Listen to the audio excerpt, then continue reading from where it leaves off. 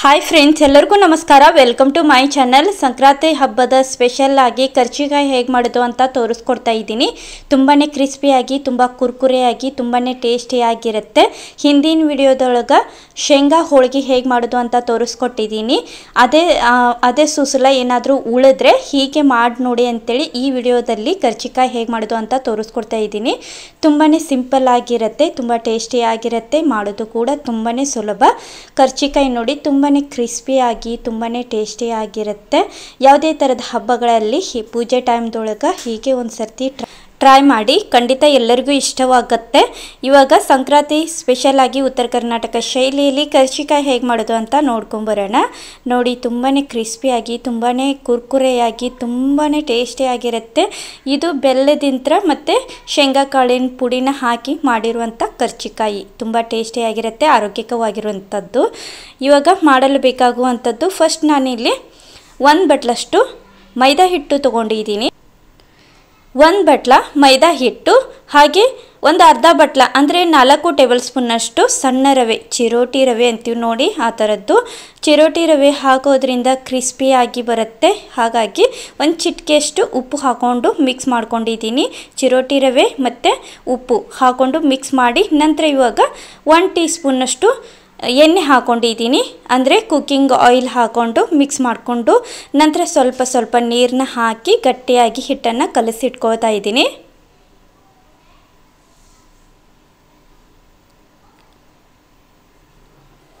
ಇದು ನೀರು ತೊಗೊಂಡಿದ್ದೀನಿ, ಸ್ವಲ್ಪ ನೀರನ್ನ ಹಾಕಿ ಆದಷ್ಟು ಈ ಹಿಟ್ಟನ್ನು ಗಟ್ಟಿಯಾಗಿಯೇ ಕಲಸಿ ಇಟ್ಕೊಳ್ತಾ ಇದ್ದೀನಿ.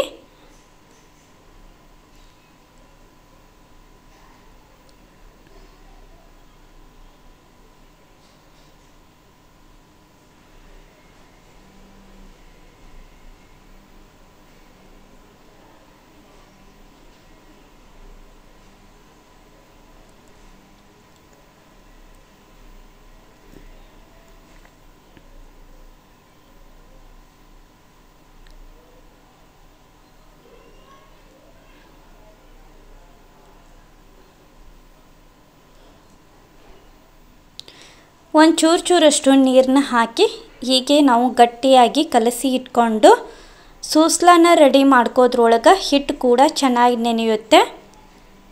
ನೋಡಿ, ಇದಿಷ್ಟ ಆಯಿತು.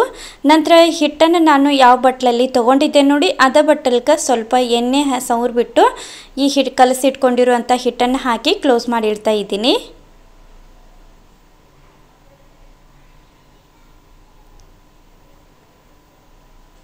ಇವಾಗ ಸ್ವಲ್ಪ ಎಣ್ಣೆ ಸವರಿ ಹಿಟ್ಟು ಹಾಕಿ ಕ್ಲೋಸ್ ಮಾಡಿಡ್ತಾ ಇದ್ದೀನಿ. ಸೂಸ್ಲ ಮಾಡೋದ್ರೊಳಗೆ ಹಿಟ್ಟು ಚೆನ್ನಾಗಿ ನೆನೆಯುತ್ತೆ. ಇವಾಗ ಗ್ಯಾಸ್ ಹಚ್ಚಿ ತವಾನ ಇಟ್ಕೊಂಡು, ತವ ಸ್ವಲ್ಪ ಬಿಸಿ ಆದಮೇಲೆ ಅದಕ್ಕೆ ಬಿಳಿ ಎಳ್ಳು ಹಾಕೋತಾ ಇದ್ದೀನಿ. 2 ಟೇಬಲ್ ಸ್ಪೂನಷ್ಟು ಬಿಳಿ ಎಳ್ಳು. ಸ್ವಲ್ಪ ಇದು ಬಿಳಿ ಎಳ್ಳು ಚಟಪಟ ಅಂತೇಳಿ ಸಿಡಿಬೇಕು, ಸ್ವಲ್ಪ ಕಲರ್ ಚೇಂಜಸ್ ಆಗಲಿ ಅಲ್ಲಿವರೆಗೂ ಫ್ರೈ ಮಾಡಿಕೊಂಡು ಅದ ಬಟ್ಲೊಳಗೆ ಇದನ್ನು ತೆಗೆದು ಹಾಕ್ಕೊಳ್ತಾ ಇದ್ದೀನಿ. ನೋಡಿ,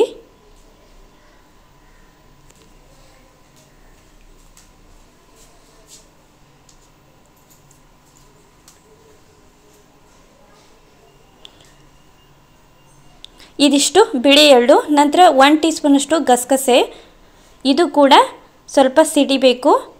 ಸ್ವಲ್ಪ ಬ್ರೌನ್ ಕಲರ್ ಬರೋವರೆಗೂ ಇದನ್ನು ಫ್ರೈ ಮಾಡಿಕೊಂಡು ಅದ ಬಟ್ಲೊಳಗೆ ಹಾಕೋತಾ ಇದ್ದೀನಿ. ಬೇಗನೆ ಸೀದು ಹೋಗೋ ಚಾನ್ಸ್ ಇರುತ್ತೆ, ಹಾಗಾಗಿ ಸ್ವಲ್ಪ ಇದು ಬಿಸಿ ಆದಮೇಲೆ ತೆಗೆದು ನೋಡಿ ಹೀಗೆ ಒಂದೊಂದಾಗಿ ಸಿಡಿತಾ ಇದೆ. ಇವಾಗ ಅದ ಬಟ್ಲೊಳಗೆ ಹಾಕಿಟ್ಕೊಂಡಿದ್ದೀನಿ.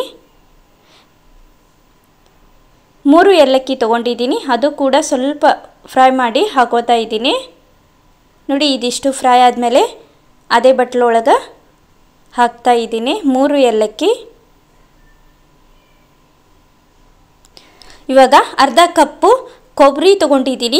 ಒಣ ಕೊಬ್ಬರಿಯನ್ನು ಒಂದು ಅರ್ಧ ಬಟ್ಲ ತೆರೆದು, ಇದು ಸ್ವಲ್ಪ ಕೆಂಪಗಾಗೋ ಥರ ಇದನ್ನು ಹುರಿದು ಅದ ಬಟ್ಲೊಳಗೆ ಹಾಕಿಟ್ಕೋತಾ ಇದ್ದೀನಿ. ನಂತರ ಇವಾಗ 1 ಕಪ್ಪಷ್ಟು ಶೇಂಗಾ ಕಾಳು, ಇದು ಕೂಡ ಸಣ್ಣ ಉರಿ ಇಟ್ಕೊಂಡು ಸ್ವಲ್ಪ ಇದು ಮೇಲ್ಗಡೆ ಇರುವಂಥ ಸಿಪ್ಪೆ ಬೇಡಿಬೇಕು, ಅಂದರೆ ಚಟಪಟ ಅಂತೇಳಿ ಸೌಂಡ್ ಬರುತ್ತೆ ನೋಡಿ. ಆ ಟೈಮ್ದೊಳಗೆ ಸ್ವಲ್ಪ ಇದು ಕ್ರಿಸ್ಪಿಯಾಗಿ ಇರುತ್ತೆ, ಹಾಗಾಗಿ ಸೂಸ್ಲಾ ತುಂಬ ರುಚಿಯಾಗಿ ಬರುತ್ತೆ ನೋಡಿ. ಹೀಗೆ ಇದನ್ನು ಕಲರ್ ಚೇಂಜಸ್ ಆಗೋವರೆಗೂ ಫ್ರೈ ಮಾಡಿಕೊಂಡು ಇವಾಗ ಪ್ಲೇಟಲ್ಲಿ ಹಾಕಿಟ್ಕೊಂಡು ಸ್ವಲ್ಪ ಆರಿದ ನಂತರ ಮೇಲ್ಗಡೆ ಇರುವಂಥ ಸಿಪ್ಪೆನೆಲ್ಲ ತೆಗೆದು ಇಟ್ಕೋತಾ ಇದ್ದೀನಿ ನೋಡಿ.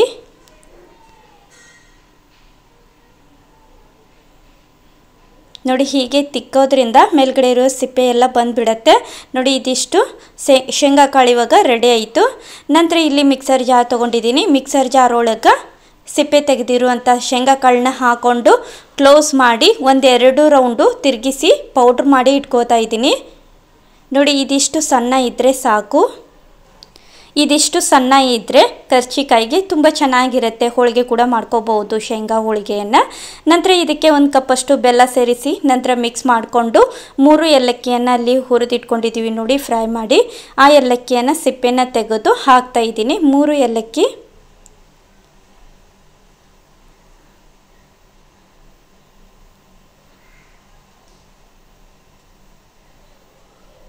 ನೋಡಿ 3 ಏಲಕ್ಕಿನ ಹಾಕ್ಕೊಂಡು ಮತ್ತೆ ಇದನ್ನು ಮಿಕ್ಸ್ ಮಾಡಿ ನಂತರ ಇವಾಗ ಕ್ಲೋಸ್ ಮಾಡಿ 1-2 ರೌಂಡು ತಿರುಗಿಸ್ಕೊಂಡಿದ್ದೀನಿ. ಸಣ್ಣದಾಗಿ ಪೌಡರ್ ಆಗಿದೆ, ಹಾಗೆ ಬೆಲ್ಲ ಕೂಡ ಚೆನ್ನಾಗಿ ಮಿಕ್ಸ್ ಆಗಿದೆ ನೋಡಿ. ಇದನ್ನು ತೆಗೆದು ಒಂದು ಬಾಯ್ಲಲ್ಲಿ ಹಾಕ್ತಾ ಇದ್ದೀನಿ.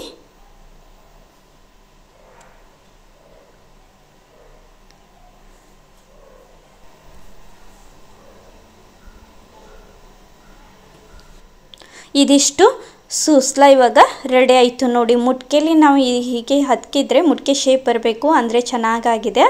ನಂತರ ಇದಕ್ಕೆ ಫ್ರೈ ಮಾಡಿ ಇಟ್ಕೊಂಡಿರುವಂಥ ಗಸಗಸೆ, ಬಿಳಿ ಎಳ್ಳು, ಹಂಗೆ ಫ್ರೈ ಮಾಡಿ ಇಟ್ಕೊಂಡಿರುವಂಥ ಕೊಬ್ಬರಿಯನ್ನು ಹಾಕಿದ್ದೀನಿ. ಒಣ ಕೊಬ್ಬರಿ ಹಾಕ್ಕೊಂಡು ಚೆನ್ನಾಗಿ ಇದನ್ನು ಮಿಕ್ಸ್ ಮಾಡಿಕೊಂಡ್ರೆ ನೋಡಿದ್ರಲ್ವ ಉದುರಾಗಿರುವಂತಹ ಸೂಸ್ಲಾ ರೆಡಿ ಆಯಿತು. ಕರ್ಜಿಕಾಯಿನ ಮಾಡ್ಕೋಬೋದು. ಇವಾಗ ಹಿಟ್ಟು ಕೂಡ ಚೆನ್ನಾಗಿ ನೆನೆದಿದೆ ನೋಡಿ. ಈಗ ಇದನ್ನು ತೆಗೆದು ಒಂದು ಸರ್ತಿ ಇದನ್ನು ಚೆನ್ನಾಗಿ ಮಸಾಜ್ ಮಾಡಿಕೊಂಡು ಇವಾಗ ಸಣ್ಣದಾಗಿ ಕಟ್ ಮಾಡಿ ಇಟ್ಕೋತಾ ಇದ್ದೀನಿ.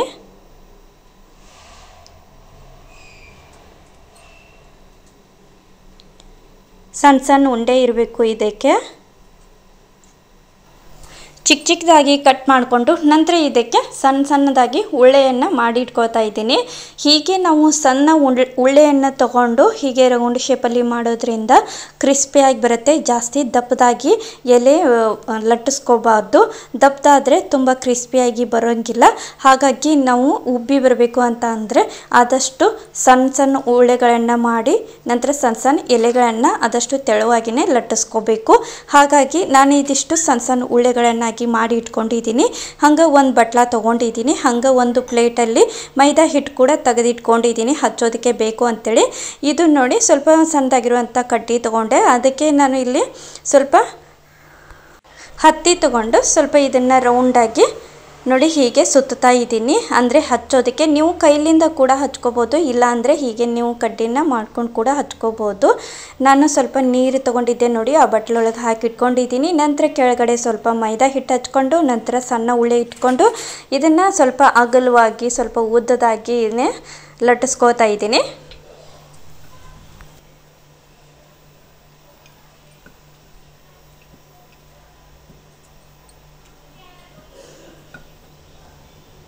ನೋಡಿ ಹೀಗೆ ತೆಳುವಾಗಿ ಮಾಡೋದ್ರಿಂದ ತುಂಬ ಕ್ರಿಸ್ಪಿಯಾಗಿ ಬರುತ್ತೆ, ತುಂಬ ಉಬ್ಬಿ ಕೂಡ ಬರುತ್ತೆ. ತುಂಬ ದಿನ ಇಟ್ಟು ಕೂಡ ನಾವು ತಿನ್ಬೋದು.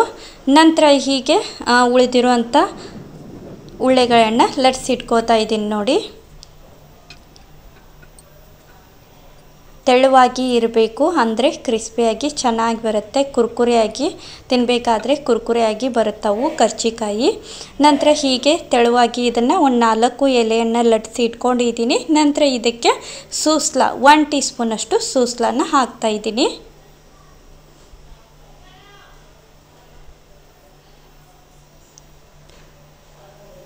ಎಲ್ಲದಕ್ಕೂ 1 ಟೀ ಸ್ಪೂನಷ್ಟು ಸೂಸ್ಲಾನ ಇಟ್ಟು ಸ್ವಲ್ಪ ನಡಕ್ಕೆ ಬರೋ ಹಾಗೆ ಹೀಗೆ ಕೈಲಿಂದ ಇದು ಮಾಡಿ ನಂತರ ಇದಕ್ಕೆ ಒಂದು ಸೈಡಷ್ಟು ನಾನು ನೀರನ್ನ ಹಚ್ತಾ ಇದ್ದೀನಿ. ನೋಡಿ ಇವಾಗ ನೀವು ಹಾಗೆ ಕೂಡ ಕೈಲಿಂದ ಒಂದು ಬಳ್ಳಲ್ಲಿ ನೀರನ್ನ ಹಚ್ಕೊಂಡು ಹೀಗೆ ಒಂದು ಸೈಡಲ್ಲಿ ಹಚ್ಕೋಬಹುದು. ನಾನು ಒಂದು ಸೈಡಿಗೆ ನೀರನ್ನ ಹಚ್ತಾ ಇದ್ದೀನಿ ನೋಡಿ. ಜಾಸ್ತಿ ನಾವು ಎರಡು ಕಡೆನೂ ಹಚ್ಚಿಬಿಟ್ರೆ ತುಂಬ ತೆಳುವಾಗಿ ಲಟ್ಸಿರ್ತೀವಿ ಹಿಟ್ಟನ್ನು ಎಲೆನ, ಹಾಗಾಗಿ ಅದು ಹರಿಯೋ ಚಾನ್ಸ್ ಇರುತ್ತೆ. ನಂತರ ಈ ಥರ ಫೋಲ್ಡ್ ಮಾಡ್ತಾ ಇದ್ದೀನಿ, ಮಡಚಿ ಚೆನ್ನಾಗಿ ಇದನ್ನು ಪ್ರೆಸ್ ಮಾಡಿ ಹತ್ತಬೇಕು.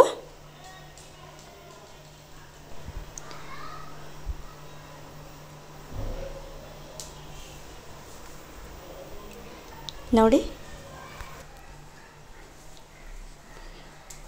ಮೇಲ್ಗಡೆ ಜಾಸ್ತಿನೇ ಹತ್ತಕ್ಕಿ. ನಂತರ ಇದಕ್ಕೆ ಇಲ್ಲಿ ನಾನು ಚರ್ನ ಅಂತೇಳಿ ತೋರಿಸ್ತೀನಿ ನೋಡಿ.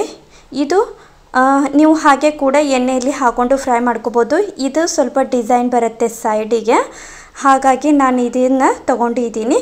ಹೀಗೆ ತೊಗೊಂಡು ಇದನ್ನು ತುದಿ ಭಾಗ ಇರುತ್ತೆ ನೋಡಿ, ಅದಕ್ಕೆ ಸ್ವಲ್ಪ ಹಿಡಿದ್ಬಿಟ್ಟು ಹೀಗೆ ನಾವು ಪ್ರೆಸ್ ಮಾಡಿ ಸೈಡಲ್ಲೆಲ್ಲ ತೊಗೊಂಡ್ರೆ ಹೀಗೆ ಚೆನ್ನಾಗಿ ಡಿಸೈನ್ ಬರುತ್ತೆ, ಚೆನ್ನಾಗಿ ಕಾಣಿಸುತ್ತೆ ಅನ್ನೋ ಸಲುವಾಗಿ ಮಾತ್ರ ನಾನು ಅದನ್ನು ತೊಗೊಂಡಿದ್ದೀನಿ.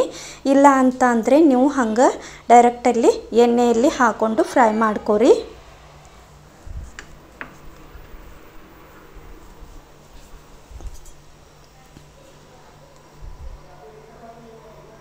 ನೋಡಿ ಸೈಡಲ್ಲೆಲ್ಲ ತುದಿಗೆ ಸ್ವಲ್ಪ ಇಲ್ಲಿ ನಾವು ಕಟ್ ಮಾಡ್ಕೊಂಡಿರುವಂಥದ್ದು ಸ್ವಲ್ಪ ಹಿಟ್ಟು ಬರುತ್ತೆ ನೋಡಿ, ಅದನ್ನು ತೆಗೆದುಬಿಟ್ಟು ಮತ್ತೆ ಉಳ್ಳೆ ಮಾಡೋದಕ್ಕೆ ಆಗತ್ತೆ. ನಂತರ ನೋಡಿ ಇದು 4 ಕಟ್ ಮಾಡಿ ಇಟ್ಕೊಂಡಿರೋದು ರೆಡಿ ಆಯಿತು. ಇವಾಗ ಗ್ಯಾಸ್ ಹಚ್ಚಿ ಕಡಾಯಿ ಇಟ್ಕೊಂಡು ಅದಕ್ಕೆ ಸ್ವಲ್ಪ ಎಣ್ಣೆಯನ್ನು ಹಾಕೊಳ್ತಾ ಇದ್ದೀನಿ. ಜಾಸ್ತಿ ಎಣ್ಣೆ ಅಂತೂ ತೊಗೊಳ್ಳೋದೇ ಇಲ್ಲ, ಒಂದು ಸ್ವಲ್ಪನೂ ಒಡೆಯೋಂಗಿಲ್ಲ ನೋಡಿ, ಅಷ್ಟು ಚೆನ್ನಾಗಿ ಉಬ್ಬಿ ಬರ್ತಾವು, ತುಂಬ ಕ್ರಿಸ್ಪಿಯಾಗಿ ಬರುತ್ತೆ ಕರ್ಜಿಕಾಯಿ. ನೋಡಿ ಇವಾಗ ಎಣ್ಣೆ ಕಾದಿದೆಯಲ್ಲ ಅಂತ ಚೆಕ್ ಮಾಡ್ಕೋದಕ್ಕೆ ಸ್ವಲ್ಪ ಹಿಟ್ಟನ್ನು ತೊಗೊಂಡು ಹಾಕಿದೆ. ಅದು ಸ್ವಲ್ಪ ಹಿಟ್ಟು ಮೇಲ್ಗಡೆ ಬಂತು ನೋಡಿ, ಆವಾಗ ಎಣ್ಣೆ ಕಾದೈತೆ ಅಂತೇಳಿ ಗೊತ್ತಾಗತ್ತೆ. ನಂತರ ಇಲ್ಲಿ ಇವಾಗ ಎಣ್ಣೆಯಲ್ಲಿ ಒಂದೊಂದಾಗಿ ಹಾಕಿ ಸಣ್ಣ ಉರಿ ಇಟ್ಕೊಂಡು ಸ್ವಲ್ಪ ಇದನ್ನು ಕೆಂಪಗಾಗೋ ಥರ ಫ್ರೈ ಮಾಡ್ಕೊರಿ. ತುಂಬಾ ಕ್ರಿಸ್ಪಿಯಾಗಿ ತುಂಬಾ ಉಬ್ಬಿ ಬರ್ತಾವು. ಇದನ್ನು ನಾವು 20 ದಿವಸ ಅಥವಾ 1 ತಿಂಗಳವರೆಗೂ ಕೂಡ ತುಂಬಾ ಕ್ರಿಸ್ಪಿಯಾಗಿ ಹಂಗೆ ಟೇಸ್ಟ್ ಕೂಡ ಚೆನ್ನಾಗಿರುತ್ತೆ. ಒಂದು ಸರ್ತಿ ಈ ವಿಧಾನದಲ್ಲಿ ಟ್ರೈ ಮಾಡಿ, ತುಂಬಾ ಎಲ್ಲರಿಗೂ ಇಷ್ಟವಾಗುತ್ತೆ, ತುಂಬ ಟೇಸ್ಟಿಯಾಗಿಯೂ ಇರುತ್ತೆ. ನಂತರ ಇವಾಗ ನೋಡಿ ಸ್ವಲ್ಪ ಇದು ಕೆಂಪಗಾಯ್ತು, ಬ್ರೌನ್ ಕಲರಲ್ಲಿ ಇರಬೇಕು, ಅಂದರೆ ಚೆನ್ನಾಗಿ ಫ್ರೈ ಆಗಿದೆ ಅಂತೇಳಿ ಗೊತ್ತಾಗತ್ತೆ.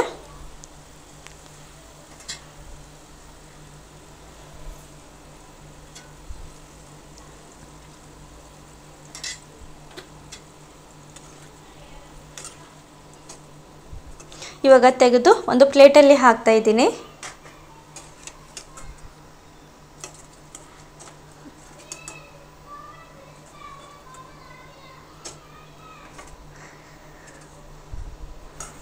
ನೋಡಿ ಇದನ್ನು ಕೂಡ ಪ್ಲೇಟ್ ಒಳಗೆ ಹಾಕಿ ತುಂಬ ಕ್ರಿಸ್ಪಿಯಾಗಿ ಈಸಿಯಾಗಿ ಕರ್ಜಿಕಾಯಿನ ಒಂದು ಸರ್ತಿ ನೀವು ಹೀಗೆ ಟ್ರೈ ಮಾಡಿ. ಸ್ವಲ್ಪನೂ ಹರಿಯೋಂಗಿಲ್ಲ, ಮುರಿಯೋಂಗಿಲ್ಲ, ಸ್ವಲ್ಪ ಬಾಯಿ ಬಿಚ್ಚೋದು ಅಥವಾ ಎಣ್ಣೆ ಎಲ್ಲ ವೇಸ್ಟ್ ಆಗೋದು ಏನೂ ಆಗೋದಿಲ್ಲ. ಒಂದು ಸರ್ತಿ ಹೀಗೆ ಟ್ರೈ ಮಾಡಿ ನೋಡಿ, ಎಲ್ಲರಿಗೂ ಇಷ್ಟವಾಗುತ್ತೆ. ಮಾಡೋದು ಕೂಡ ತುಂಬಾ ಸುಲಭ. ನಂತರ ಉಳಿದಿರೋದು ಕೂಡ ನಾನು ಸ್ವಲ್ಪ ಹೀಗೆ ಮಾಡಿಟ್ಕೊಂಡು ಎಣ್ಣೆಯಲ್ಲಿ ಕರೆದಿಟ್ಕೊಂಡಿದ್ದೀನಿ. ಸ್ವಲ್ಪ ಇದು ಚೆನ್ನಾಗಿ ಕರಿಬೇಕು, ಕೆಂಪಗಾಗೋ ಥರ ನಾವು ಕರೆದ್ರೆ 1 ತಿಂಗಳವರೆಗೂ ನಾವು ಇದನ್ನು ಹಂಗೆ ಇಟ್ಕೊಂಡು ತಿನ್ಬೋದು. ನೋಡಿದ್ರಲ್ವ ಕರ್ಜಿಕಾಯಿ ತುಂಬಾ ಕ್ರಿಸ್ಪಿಯಾಗಿ ತುಂಬ ಟೇಸ್ಟಿಯಾಗಿ ಬೆಲ್ಲದಿಂದ ಮಾಡಿರುವಂಥ ಕರ್ಜಿಕಾಯಿ ಸಂಕ್ರಾಂತಿ ಸ್ಪೆಷಲ್ಲಾಗಿ ಒಂದು ಸರ್ತಿ ಹೀಗೆ ಟ್ರೈ ಮಾಡಿ, ಎಲ್ಲರಿಗೂ ಇಷ್ಟವಾಗುತ್ತೆ. ಈ ಸಿಂಪಲ್ ರೆಸಿಪಿ ಇಷ್ಟ ಆದಲ್ಲಿ ಲೈಕ್ ಮಾಡಿ, ಶೇರ್ ಮಾಡಿ. ಹೊಸದಾಗಿ ನೋಡೋರು ಪ್ಲೀಸ್ ಸಬ್ಸ್ಕ್ರೈಬ್ ಮಾಡ್ಕೊರಿ. ನೀವು ಒಂದು ಸರ್ತಿ ಹೀಗೆ ಟ್ರೈ ಮಾಡಿ. ಇವಾಗ ಒಂದು ನಾನು ತೆಗೆದು ತೋರಿಸ್ತಾ ಇದ್ದೀನಿ ನೋಡಿ, ತುಂಬಾ ಕ್ರಿಸ್ಪಿಯಾಗಿರುತ್ತೆ, ತುಂಬ ಟೇಸ್ಟಿಯಾಗಿರುತ್ತೆ, ಬಾಯಲ್ಲಿಟ್ರಂತೂ ಕರಗ್ಬೋದು ಹಾಗಿರುತ್ತೆ.